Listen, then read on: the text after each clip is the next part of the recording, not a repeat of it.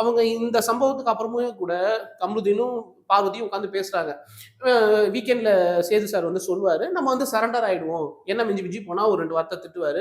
கேட்டுட்டு பேசாம இருந்துடலாம் அப்படின்னு. அத வந்து அவங்க கன்டினியூவா பண்ணிட்டே இருந்தத அது ஓப்பனாவும் சொல்லிடுறாங்க. ஓப்பனாவும் சொல்லிடுறாங்க. அவங்க வாரமே சொல்லிடுறாங்க. என்ன மிஞ்சி மிஞ்சி போனா அவர் வந்து திட்டுவாரு அப்படின்ட்டு. சோ இதுக்கு முழுக்க முழுக்க காரணம் வந்து சேனல் தான். அவங்க டிஆர்பிக்காக என்னன்னாலும் பண்ணுவாங்க அப்படின்ற மாதிரி. விஜய் சேதுபதி நடிச்சு கவர்னு ஒரு படம் வந்துச்சு. அதுலயே இந்த முழுக்க முழுக்க இததான் படமா எடுத்திருப்பாங்க. அதுல ஐரணி என்னன்னா, அதை கண்டிக்கிறவரே விஜய் சேதுபதியா தான் இருப்பாரு. அந்த மாதிரி பண்றவங்க எல்லாரும் வில்லனாகவும் இவரை வந்து ஹீரோவாகவும் காமிச்சு எடுத்திருப்பாங்க. இப்ப இதுல என்ன நிஜத்துல என்ன நடக்குதுன்னா, இவரு வில்லன் ஆயிடுறாரு. இவருக்கு அதுல பங்கு இல்லைன்னு சொல்ல முடியாது. இவருக்கும் அதுல பங்கு இருக்கு.